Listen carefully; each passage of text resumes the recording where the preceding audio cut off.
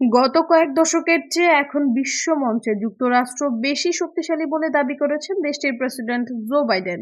স্থানীয় সময় সোমবার প্রেসিডেন্ট হিসেবে শেষবারের মতো পররাষ্ট্র নীতি নিয়ে দেওয়া ভাষণে বাইডেন এ দাবি করেন। ভাষণে ইউক্রেনের প্রতি সমর্থন অব্যাহত রাখার জন্য পশ্চিমাদের প্রতি আহ্বান জানান বাইডেন। সেই সঙ্গে রাশিয়া, চীন ও ইরানের সমালোচনা করেন বিদায়ী প্রেসিডেন্ট।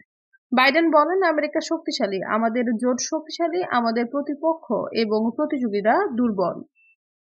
তিনি জানান, তার শাসনামলে মিত্রদের সঙ্গে আমেরিকার সম্পর্ক সবচেয়ে শক্তিশালী ছিল।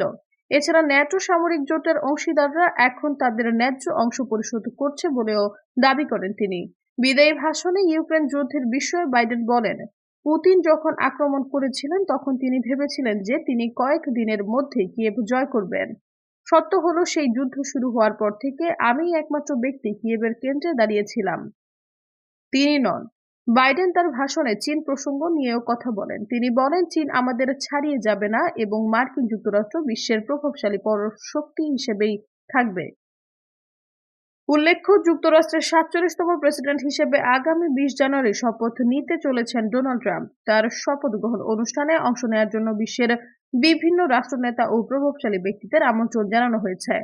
এবারই প্রথম রীতি ভেঙে আমেরিকার প্রেসিডেন্টের শপথ অনুষ্ঠানে বিভিন্ন রাষ্ট্রপ্রধানকে আমন্ত্রণ জানিয়েছে ট্রাম্প। সৈয়দা ফারিয়া, সমযোগ।